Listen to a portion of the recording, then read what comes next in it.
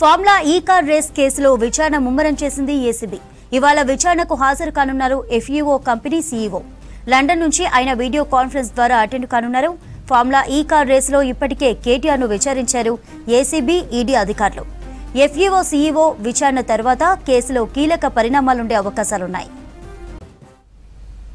Formula ఈ car race కేసులో విచారణ ముమ్మరం చేసింది ఏసీబీ. ఇవాళ విచారణకు హాజరు కానున్నారు ఎఫ్ఈఓ కంపెనీ సీఈఓ. లండన్ నుంచి ఆయన వీడియో కాన్ఫరెన్స్ ద్వారా అటెండ్ కానున్నారు. ఫార్ములా ఈ కార్ రేసులో ఇప్పటికే కేటీఆర్ ను విచారించారు ఏసీబీ, ఈడీ అధికారులు. ఎఫ్ఈఓ, సీఈఓ విచారణ తర్వాత కేసులో కీలక పరిణామాలుండే ఛాన్స్ ఉంది. ఫార్ములా ఈ కార్ రేస్ కేసులో విచారణను ముమ్మరం చేసింది ఏసీబీ. ఇవాళ విచారణకు హాజరు కానున్నారు FEO company CEO.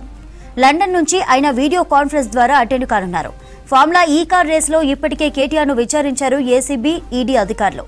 FEO, CEO విచారణ తర్వాత కేసులో కీలక పరిణామాలుండే ఛాన్స్ ఉంది.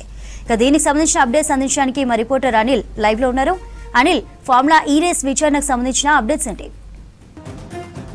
ఈ ఫార్ములా రేస్కు సంబంధించినటువంటి కీలక పరిణామం చోటు చేసుకుందని చెప్పవచ్చు. ఎఫ్ఈఓకి సంబంధించినటువంటి ప్రతినిధులు ఈరోజు ఆన్లైన్లో అంటే వర్చువల్ ద్వారా లండన్ నుండి హాజరు కానున్నారు. అంటే గత నెలలోనే ఇటు ఏసీబీ అధికారులు నోటీసులు సర్వ్ చేసిన నెల రోజుల గడువు కోరారు ఎఫ్ఈఓ కంపెనీకి సంబంధించినటువంటి సభ్యులు. సో ఈరోజు వర్చువల్గా లండన్ నుండి హాజరు కానున్నారు. సో దీనికి సంబంధించి కూడా ఇప్పటికే A1గా ఉన్నటువంటి మాజీ మంత్రి బీఆర్ఎస్ వర్కింగ్ ప్రెసిడెంట్ కేటీఆర్ను విచారించారు. తర్వాత హెచ్ఎండీ సంబంధించినటువంటి కమిషనర్ అరవింద్ కుమార్ని విచారించారు. తర్వాత అప్పుడున్నటువంటి గత ప్రభుత్వంలో ఉన్నటువంటి హెచ్ఎండిఏ మాజీ చీఫ్ ఇంజనీరింగ్ బిఎల్ఎన్ రెడ్డిని కూడా విచారించారు. సో తర్వాత ఈ ఎఫ్ఈఓకి సంబంధించినటువంటి ప్రతినిధులను కూడా విచారించబోతున్నారు. సో ముఖ్యంగా ఇందులో కీలకంగా మారనుంది ఏంటంటే ఇప్పటికే వారి ముగ్గురిని విచారించినటువంటి క్రమంలో వారి నుంచి ఏదైతే సమాచారం తీసుకున్నారో అక్కడి నుండి వారికి తర్వాత ఏదైతే ఈ 3 దశల్లో భాగంగా 3 ఫార్ములా రేసులు ఇక్కడ హైదరాబాద్లో జరిగినటువంటి దాంట్లో మధ్యలోనే వైదొలిగినటువంటి గ్రీన్కు సంబంధించినటువంటి సంస్థ ఎందుకు వైదొలిగింది, తర్వాత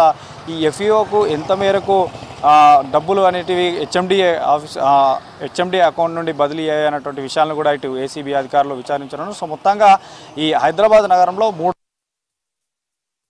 రేస్కు సంబంధించి మాత్రం అక్రమం అంటే దాదాపు ఆర్బీఐ నిబంధనలకు విరుద్ధంగా కూడా బదిలీలు జరిగాయంటూ ఇటు ఏసీబీ అధికారులు గుర్తించారు. సో ముగ్గురిని A1, A2, A3ని విచారించిన అనంతరం ఎఫ్ఈఓకి సంబంధించినటువంటి సభ్యులు మాత్రం ఈ రోజు వర్చువల్ గా 11 గంటల ప్రాంతంలో మాత్రం ఎఫ్ఈఓకి సంబంధించినటువంటి ప్రతినిధులు వర్చువల్ ద్వారా హాజరు కానున్నారు. సో మొత్తానికి ఈ ఫార్ములా రేస్ కు సంబంధించినటువంటి ఈ కేసులో మాత్రం మధ్యలో ఉన్నటువంటి 3 దశల్లో జరిగినటువంటి 3 సీజన్లకు సంబంధించినటువంటి అమౌంట్ ఎప్పుడెప్పుడు జరిగింది, ట్రాన్సాక్షన్ సంబంధించి కానీ అసలు ఎలాంటి అంటే అప్పుడున్నటువంటి ప్రభుత్వంలో ఎలాంటి నిర్ణయాలు తీసుకొని ఈ ఎఫ్ఈఓ కంపెనీకి ఒప్పందాలు కుదుర్చుకున్నటువంటి విషయాలను కూడా పూర్తిగా ఏసీబీ అధికారులు రాబట్టేటువంటి అవకాశం ఉంది. సో మొత్తానికైతే ఇప్పటికీ కూడా ఈ ముగ్గురిని విచారించిన అనంతరం ఎఫ్ఈఓ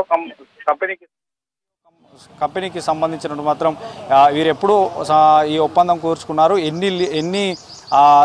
ఎన్ని లీగ్లు అంటే ఇక్కడ నిర్వహించేటువంటి 3 దశలకు సంబంధించినటువంటి ఎప్పుడెప్పుడు ఈ డబ్బులు వీరికి అంటే చెల్లించారన్నటువంటి విషయాలను కూడా ఏసీబీ అధికారులు గుర్తించుతున్నారు. సో లండన్ నుండి మాత్రం అంటే గత నెలలోనే ఇచ్చినటువంటి ఈ నోటీసులకు నెల రోజుల గడువు కోరింది. ఆ గడువు ముగిసింది కాబట్టి ఈరోజు ఈ వర్చువల్ ద్వారా వస్తామంటూ కూడా వారు తెలియజేశారు. సో 11 గంటల ప్రాంతంలో అయితే వర్చువల్గా ఇటు ఈ ఫార్ములా రేస్కు సంబంధించినటువంటి ఎఫ్ఈఓ కంపెనీ ప్రతినిధులు మాత్రం ఈరోజు వర్చువల్గా హాజరు కానున్నారు. చంద్రిక.